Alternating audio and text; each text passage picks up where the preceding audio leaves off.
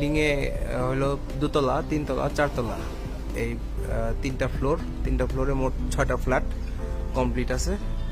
এখানে রানিং ভাড়া আসতেছে ৭৬,০০০ টাকার কাছাকাছি।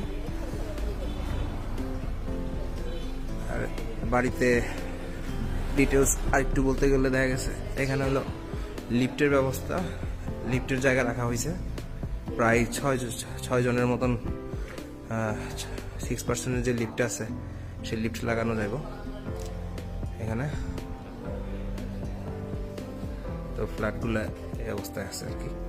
আর সর্বপ্রকার আধুনিক ব্যবস্থা, যেগুলো ঠান্ডা গরম পানি ব্যবস্থা, তারপরে ফায়ার সার্ভিসের কিসের জন্য ফায়ারের কেউ লাগানো আছে পাশে।